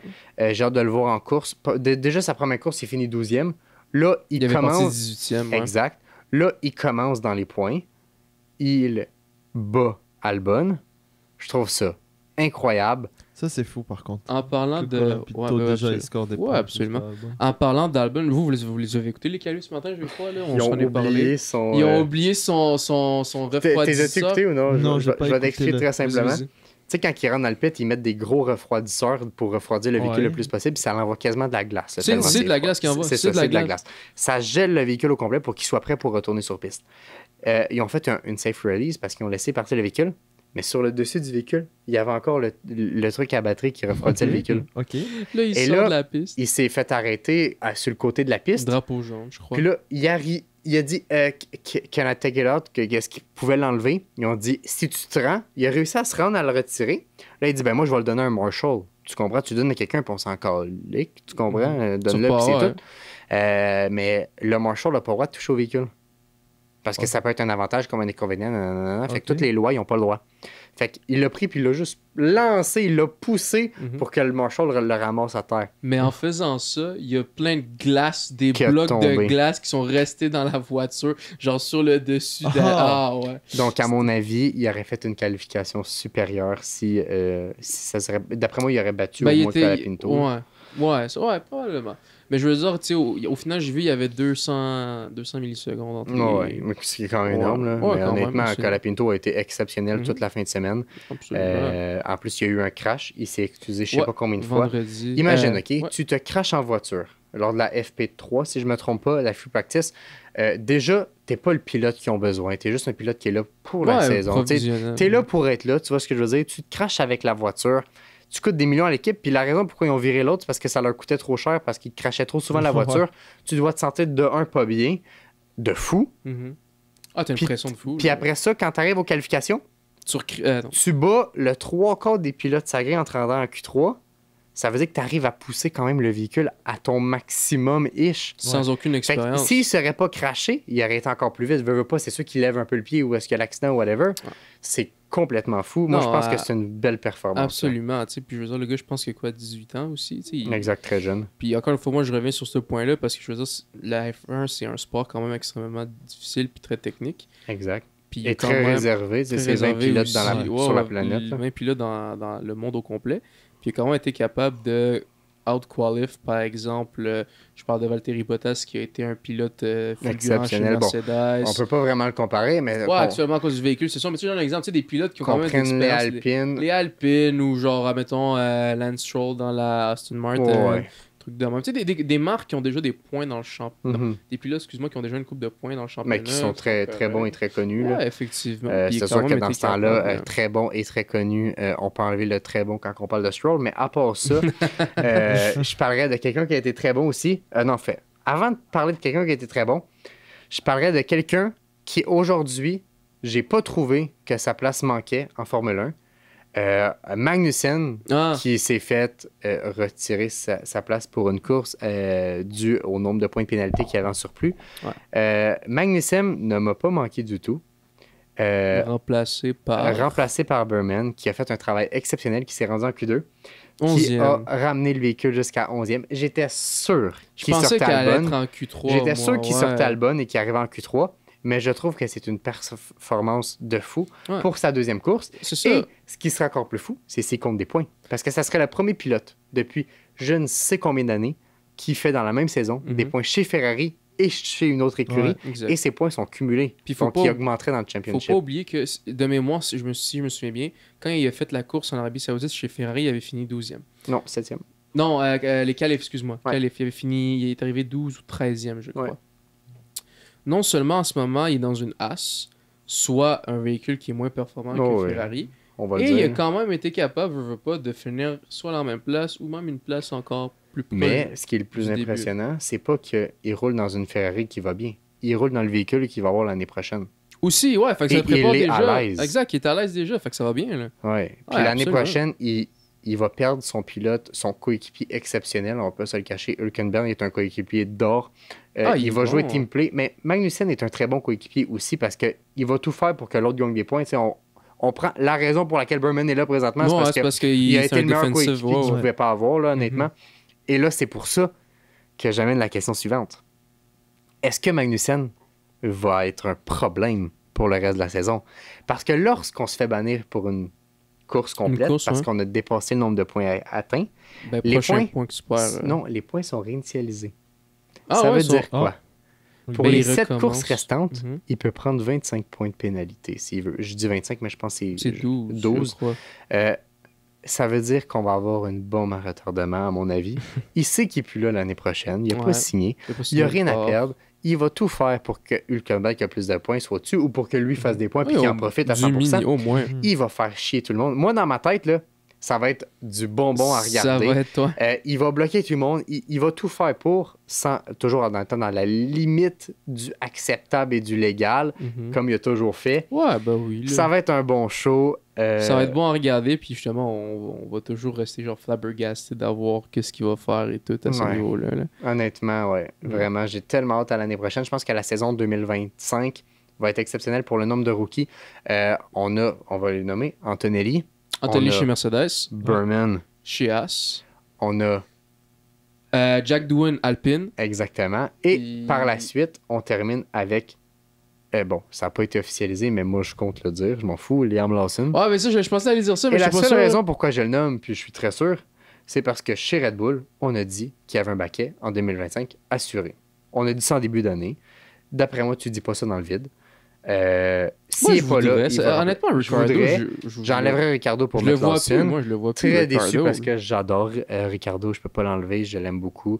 Très déçu de ses performances. Yuki le out-qualify à chaque fois.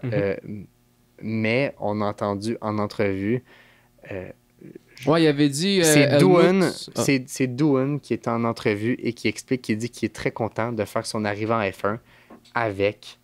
Et là, il nomme des pilotes. Ok. Et il dit mot pour mot, et je suis très content d'arriver en F1 avec Ricardo, qui est quelqu'un que je m'entends très bien. Et c'est là que ça a causé problème parce que Ricardo n'a pas signé l'année prochaine. Donc peut-être que Ricardo signerait présentement. C'est à suivre. Honnêtement, moi je pense pas. Puis je pense que ça n'en vaudra pas la peine. Moi je le mettrais driver de réserve pour encore une fois pour Red Bull. Pour Red Bull. Ou à la c'est ça. limite. En plus, il était bon hein, l'année passée. Ben, je veux dire, l'année passée, quand il était driver, reserve Il a driver. beaucoup aidé l'équipe. Il a beaucoup aidé l'équipe, mais il était aussi un bon PR marketing. Ben, ouais, non, ouais. mais c'est normal, Ouais. c'est Ricardo. C'est Tu vois. Ricardo. Tu sais, Puis Ricardo savait qu'il y avait sa place en F1 parce que Perez, ça n'allait pas trop bien. Mhm. Puis l'équipe lui disait, si ça va pas bien, c'est toi. Fait que d'un certain côté, il va faire sa job à 110% parce qu'il est mis de l'avant, puis il sait qu'il va peut-être avoir. Puis qu'aussitôt qu'il y avait une porte qui s'ouvrait, comme là, ben, Comme le meilleur ouais, exemple, ouais. Visa Cash App, ben, qu'il allait sauter dans le baquet, Dans puis le bac, qu'il allait rouler. exactement. Ouais. Ah, ben ça reste à voir. On Ça n'a pas reste à encore voir. fini, exact. Vous, prédiction pour demain, on va le faire très simple. Nous, on sait c'est demain, vous, c'est déjà sorti, fait que vous allez tout de suite savoir si on a raison ou pas. Ben, une affaire avant qu'on continue. Moi, Vas-y. là, en ce moment, dans la F1, c'est très chaud au niveau du championnat constructeur Ouais. et au niveau du championnat pilote. Ouais. En parlant du championnat pilote, les qualifs qu'on a vus ce matin, Norris, 17e. P17. 17e. C'est quoi ça? Ben, honnêtement, Terrible. c'est à cause du drapeau jaune de la Ouais, fin, ça parce l'a qu'il était tout sur le scrappé. point de finir au moins deuxième minimum. Et puis, à cause du drapeau jaune, il était Ben, c'est obligé une de rentrer. stratégie d'équipe à ce moment-là qui fonctionne pas. Est-ce que c'est une stratégie d'équipe qui vise à justement devoir prioriser un pilote? Parce que là, présentement, en partant de 17e, ils vont prioriser Piastri Absolument. Ce Ouais, qui est c'est lui, 100% parce logique. que Piastri, demain, et deuxième. est deuxième, Deuxième. exact. Et donc, ça cause quoi, selon moi? Ça cause que tu sais, présentement, là, le feu qui est là, allumé chez Mercedes, ben, ça leur permet de le laisser allumer. Tranquillement, Ouais. sans se confondre au problème. C'est ça, parce qu'il y a Là, quand il est même de l'écart. 17e. L'autre, il est deuxième. Peut-être, mais je trouve ça complètement débile. Parce que il doit gagner. Mais je me dis, c'est une stratégie qui a été ratée. Là, ben, d'un certain côté, ça les sauve parce qu'ils vont mettre Piastri. Et selon moi, Piastri est à petit feu en train de prendre la place de leader chez Mercedes. Chez McLaren. Chez McLaren, excuse-moi. Okay. Oui, en effet. Ben, c'est vrai, en ce moment, il prend pas beaucoup de place, mais il prend de plus en plus petit. D'importance. Ouais, comment expliquer? Quand il est signé l'année passée chez McLaren, tout le monde voyait comme Norris comme pilote principal. Même l'année passée, Norris était vu comme normal, pilote puis il est principal. encore pilote principal, à mon avis. Ouais, ben tu vois, aujourd'hui, on reparle de ça, c'est putain sûr. Non, aujourd'hui, c'est ça. aujourd'hui les deux, ils sont autant bons l'un que l'autre. Les deux, c'est sûr que Norris a un petit avantage. Non, mais Piastri est le coureur qui a fait le plus de points dans l'Europe au complet. Parce que Piastri, là, il n'y a plus de Grand Prix en Europe. En Europe, c'est tout fini, ouais. C'est lui qui a eu la meilleure moyenne de tous les drivers au complet. Mm-hmm. C'est déjà fou de 1. Ah, absolument. De 2, il se requalifie deuxième. Il a déjà fait des performances de fou. Honnêtement, Piastri va être un futur champion du monde, ça c'est sûr. Championnat constructeur, je pense que McLaren va le gagner haut la main. Ils vont dépasser Red Bull, à mon avis. Mais ça joue sur très peu. Sinon, c'est Red Bull qui va le gagner, évidemment. En tant que driver qui va gagner... Moi, je suis prêt à dire d'autres choses. En tant que driver qui va gagner, en tout cas, je vais être 100% honnête, je vais dire que Verstappen va gagner. Parce que Norris fera pas assez d'efforts pour. Mais je pense qu'en deuxième, ça va être Leclerc. Je pense que Leclerc va dépasser Norris. Et pour une raison très simple, présentement, Leclerc a fini P1. Il a gagné la dernière course. Il est sur une bonne lancée, tout va bien dans le véhicule. L'année prochaine, on a juste des bonnes nouvelles. L'année prochaine, il y a un septuple champion du monde qui arrive avec lui. Ça va tout faire pour l'aider. Lui, autant aider aussi Lewis, mais on s'en va sur quelque chose qui est incroyable. Moi, pour ce qui est au niveau du championnat constructeur, moi, je prédis que ça va être Ferrari qui va le remporter. Ouais. Qui va remporter le championnat constructeur. Ça se joue un peu. Parce que là, en ce moment, j'ai regardé ce matin, je crois qu'il y a 30 points d'écart environ, 30-40 points d'écart entre McLaren qui est en deuxième position et Ferrari qui est en troisième position. Là, actuellement, avec Norris qui est plus loin, tu sais, je comprends. Non, mais ça va être une stratégie simple. Ils vont le mettre en dur. Ah, ils vont le mettre sur des hards, monter dans je pense aussi. 3, 4, même peut-être premier. Non, s'il reste en hard tout le long, s'il fait une stratégie un arrêt. Comme Leclerc à Monza. C'est ça, ça peut gagner très facilement. Par contre, le truc, c'est... On l'a déjà vu l'année passée, je l'ai dit, je pense plutôt aujourd'hui. L'année passée au Mexique, Norris avait commencé, il était 18e ou 19e, quelque chose comme ça. Puis il est remonté jusqu'en 5e position à la course. Fait que tu sais, il a quand même fait la remontada là, sans problème. Donc ça se peut que ça soit possible aussi justement demain, puisqu'en plus Bakou, c'est des lignes droites. Et la McLaren est quand même très très bonne en ligne droite. Demain, ça va être le départ, comme d'habitude, qui va partir un peu comme la merde. Mais par la suite, il va être une flèche. Puis en plus, il va y avoir plein de personnes qui vont bloquer parce que le premier virage est reconnu pour que le monde bloque. Là. Ben oui. Fait que moi, j'ai l'impression, j'ai peut-être un drapeau jaune, quelque chose qui va arriver. Bakou est une piste où est-ce qu'il y a plus de 2 drapeaux jaunes par course en moyenne. Un affaire de même. C'est abusé. Fait que demain, ça va être vraiment un spectacle. Mais je pense que on va voir Norris. Si je suis pas dans le premier virage, Norris, ça va être du Mario Kart. Un à un, il va être dépassé, puis ça va venir tranquillement. À mon avis. Parce qu'il y a le véhicule le plus rapide sur la piste. Exact. Après Ferrari, je vous dirais, parmi les dernières améliorations qu'on fait, où ça va jouer entre les deux. Exact. Par la suite, on a Red Bull, puis on finit par Mercedes. Là. Puis l'histoire le dit aussi que, parce que là, en ce moment, on est à Bakou. Prochain Grand Prix, on est au Singapour. Ouais. Historiquement, les Ferrari ont été très, très dominantes, exact. Que ce soit à une piste ou à l'autre. Exact. Là, actuellement, on parle de Carlos Sainz qui est 3e, avec Leclerc qui est premier. Donc, il s'agit que les deux finissent dans le top 3 sans problème. Ça va être des points de récupérer pour Ferrari. Là, en ce moment, je te dirais, pour demain, ça risque d'être Piastri qui va aller chercher le plus de points. Ouais. Norris, il va aider définitivement. C'est sûr que je vois Norris dans le top 10. Absolument. Que ce soit 1 point, que ce soit 4 points, que ce soit quoi que ce soit. Fait que c'est sûr que ça va aider McLaren. Par contre, je crois que Ferrari vont avoir un petit avantage. Puis non seulement à Bakou, mais probablement à Singapour aussi. Fait que je pense que ça va venir équilibrer le championnat constructeur au niveau de McLaren et Ferrari.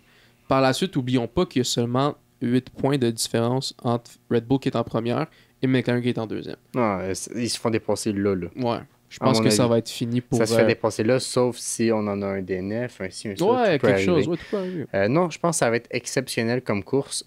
Pour Singapour, je veux juste parler de la victoire, pas les qualifications. P1. On va y aller simple. P1 qualif, puis P1... OK. Pour Bakou, tu veux dire? Non, pas pour Bakou. Pour Singapour? Pour Singapour. OK. Avant, évidemment, je vais juste parler de mon top 1. Vas-y. Moi, je pense que Piastri va s'imposer ou Leclerc, ça va jouer entre les deux. Je pense j'ai personne d'autre en tête. Même Hamilton n'a pas fait une bonne qualification. Russell non plus.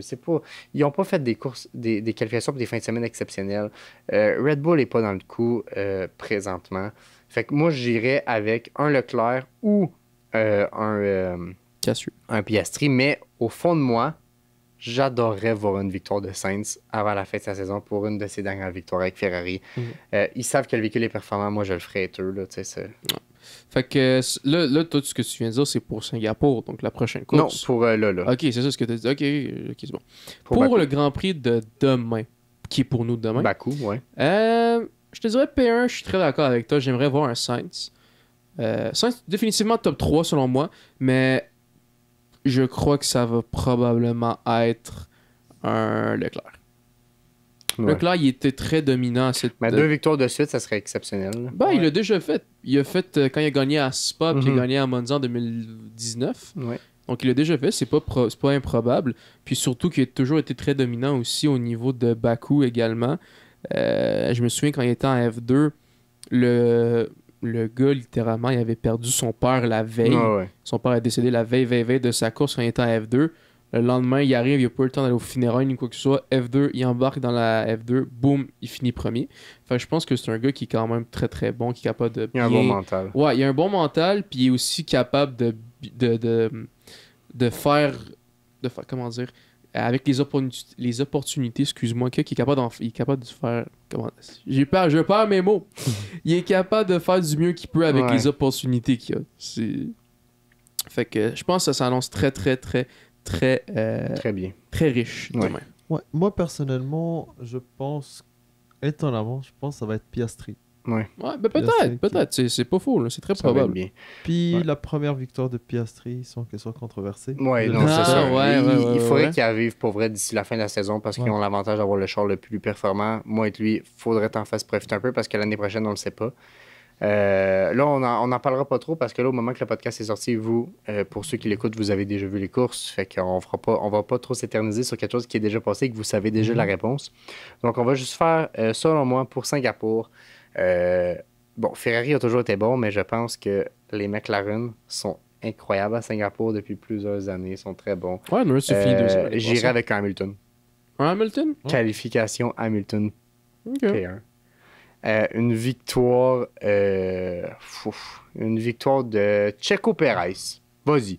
Je mets les odds. Il est revenu en force. Pourquoi Pérez? Parce que Pérez, c'est toujours bon. Singapour, il a fait des bonnes performances. Are you crazy in your head, man? Mais il revient, puis je pense qu'il build up de la confiance. Et on le sait tous que c'est un très bon pilote s'il a confiance en lui. À partir du moment qu'il perd la confiance, oublie ça. On le sait, il est pas mauvais, Pérez. Ouais, il faut bon, de la confiance, puis ouais. il faut que les paramètres soient en sa fonction. Ils ont réglé les paramètres pour lui. On l'a vu. P2, P1 dans les FP, dans les pratiques, il fait des bonnes performances. Fait que moi, puis en course, il n'y a personne, à part Alonso, qui est meilleur que lui pour défendre. Pérez a la meilleure défense de la grille. Pérez a la meilleure défense pour la grille. Et je pense que le meilleur exemple, c'est lorsque Max a gagné son championnat en 2021. Pérez est incroyable. Et je pense qu'il pourrait faire une masterclass à Singapour si lors du Grand Prix passé, il ne s'est pas craché. Et ça, je n'ai pas la réponse présentement. Ça détruit ça. Et toi, tu irais pourquoi? Ben, en fait, qualification puis victoire. Je vais te laisser y aller toi avant, parce que je veux dire quelque chose après mon... Ouais.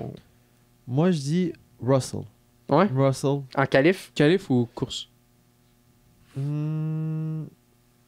Qualif et course. Ah ouais? Okay. Un doublé? Doublé de Russell. Ouais. OK. L'année passée, il était deuxième. Non, il était troisième au Singapour. Ouais. Puis le avant-dernier virage, je crois, dernier tour, il rentre dans le mur. Oui, Et vous savez pourquoi? Parce que c'est Carlos Sainz qui a gagné. Ouais, non, Sainz, c'est toujours été premier. Et tu sais pourquoi? Il est parti premier. Toutes les fois que Carlos Sainz gagne un Grand Prix, il est comme depuis un malheur, 2 ans, 3 ans, toutes les fois que Carlos Sainz a gagné un Grand Prix, depuis George Russell était DNF. Ouais. À chaque fois qu'il gagne, George Russell DNF. Toujours. Moi, je dis que c'est pour ça. C'est le curse. Ouais, tout simplement, exact. Moi, ma prédiction pour Singapour... Qualification, P1. Qualif, P1, Leclerc. Victoire, Norris. Ah ouais? Tu penses que Norris va revenir? Ouais, l'année passée, il a fini deuxième. Je ne sais pas pourquoi c'est pas capable de finir premier. Okay. Puis, je voulais dire une dernière affaire. Vas-y. Une dernière affaire. On n'a pas parlé de ça. Je comprends pas comment personne n'a parlé de ça. Oui, il faut en parler. Adrian Newey, Aston Martin. Il faut en parler. Adrian Newey. C'est justement quand j'ai dit non, c'est mon dernier point que je voulais dire. Après, on fait ce que tu veux. Le premier. Là. Honnêtement, Newey, je pense que c'est l'homme le plus demandé en Formule 1. Et c'est une première fois dans l'histoire que ce n'est pas un pilote. Est-ce que vous savez que Alonso a proposé de donner plus de 10% à 20% de son salaire pour avoir cet homme avec lui? Ouais. C'est complètement fou. On parle pas de prix. Il a dit 15-20%. Je suis prêt à payer 15 ou 20% de son salaire en disant diminue le mien. Mais il savait pas combien qu'il signait. Tu sais, il signe pour 100 millions. Je suis désolé, mais ton salaire, c'est pas 100 millions. Là. Non, absolument pas. Tu comprends? pas. Fait que c'est complètement malade, mais Newey est quelqu'un d'important. Je pense qu'il va avoir une bonne différence, pas dans les grands prix à suivre, mais d'ici 2-3 ans, ça va avoir une importance. Et là, c'est là que je me dis que les portes sont grandes ouvertes pour Max, parce que ça fait des années que Lawrence Stroll veut que Max vienne chez Aston Martin. Aston Martin qui est une équipe incroyable, qui est une compagnie incroyable. Max qui est très fan d'Aston Martin, la Valkyrie ou peu importe. Aston Martin qui a déjà été avec Red Bull en tant que... Ouais, quand il était chez Red Bull, il y a toujours un lien à quelque part. Fait que je pense que ça va avoir un grand impact d'ici 2 ans. 2026, quand Max son contrat va terminer. Donc 2027, je pense que ça va avoir un impact si le véhicule est performant et fait la job. J'ai bien hâte de voir. Honnêtement, ça va être très cool. Moi, j'ai vu un petit meme passer sur Internet. C'était comme Lance Stroll qui était comme un petit enfant pour Noël. Puis il déballe un cadeau, puis je la tête d'Adrian Newey. Genre, gee, Dad, thanks for the gift.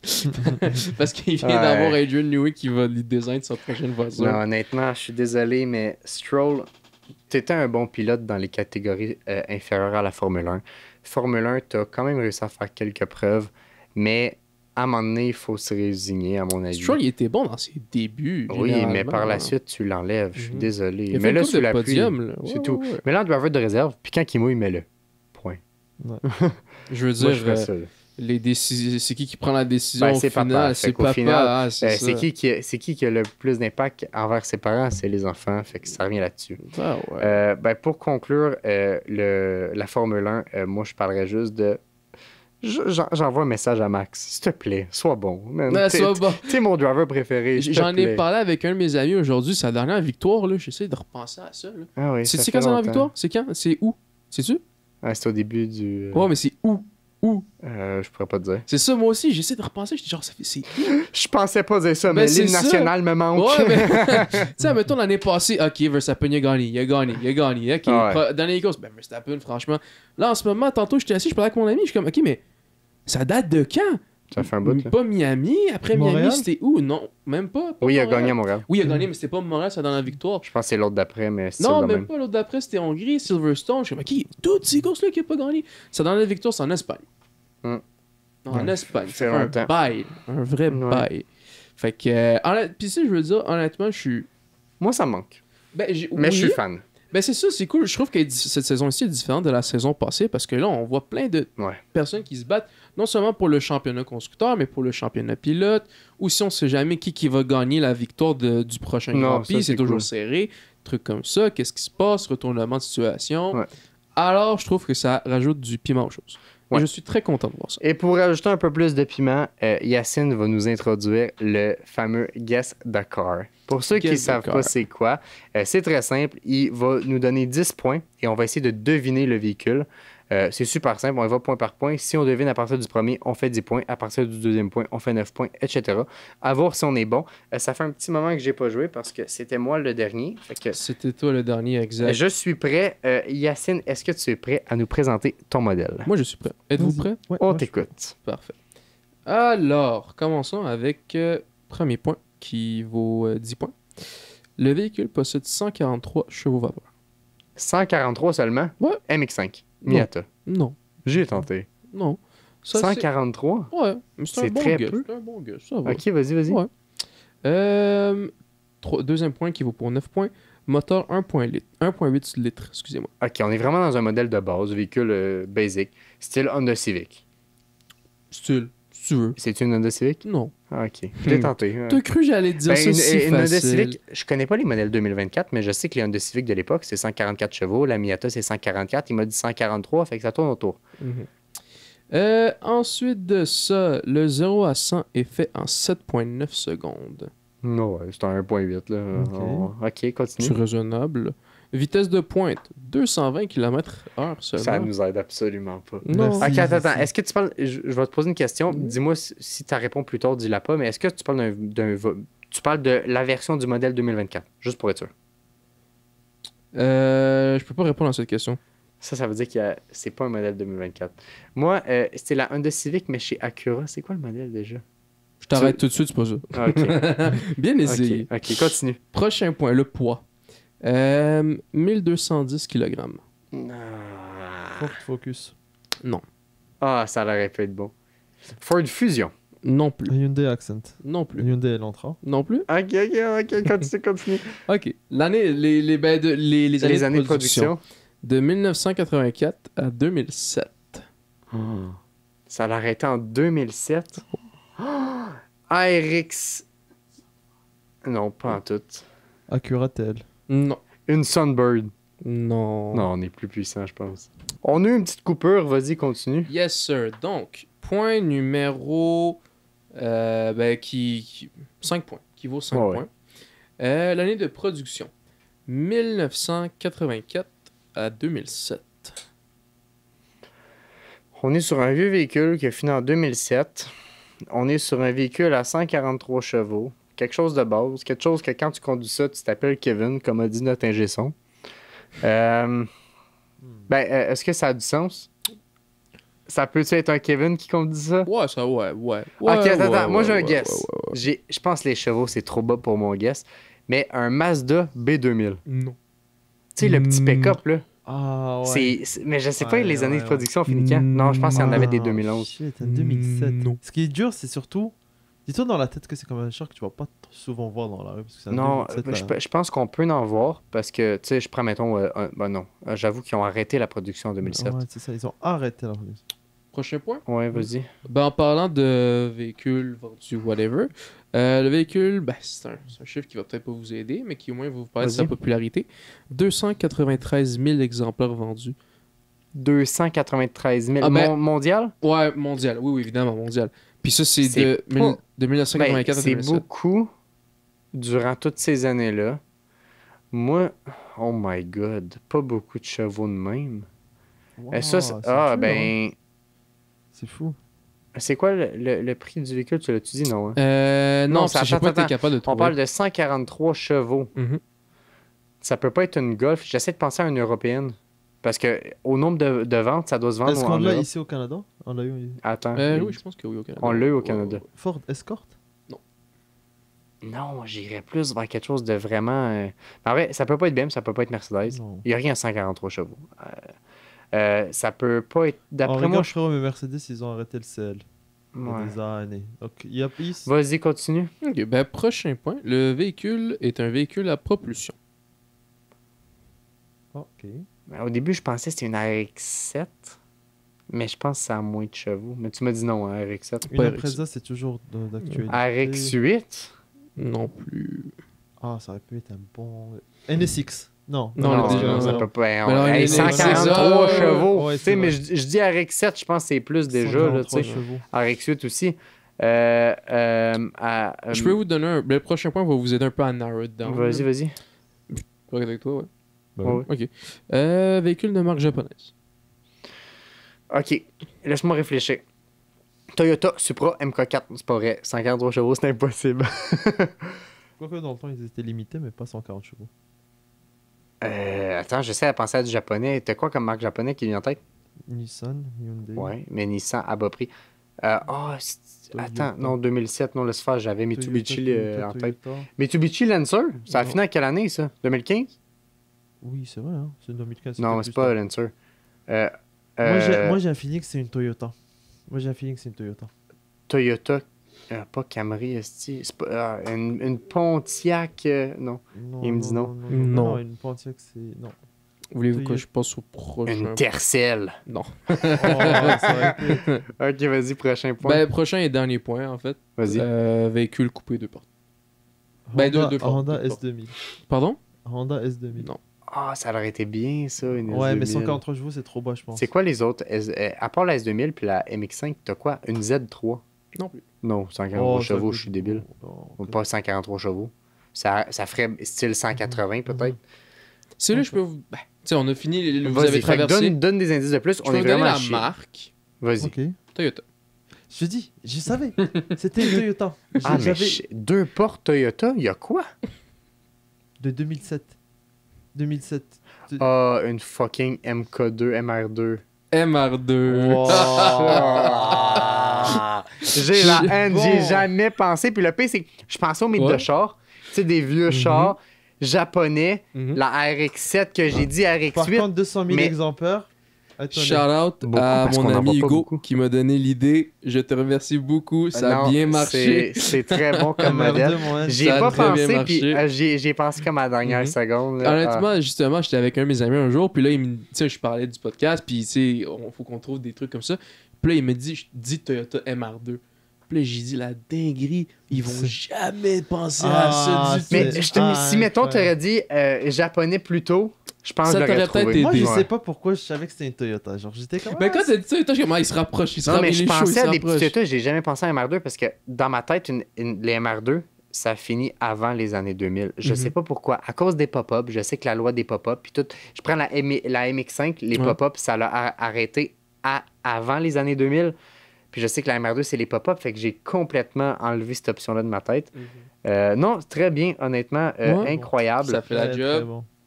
Euh, Plus que la job, oui. Ouais, ça fait la job en masse. Félicitations. On a vraiment 0 point. On est nul. Félicitations, Elias, pour avoir gagné le guide de l'auto.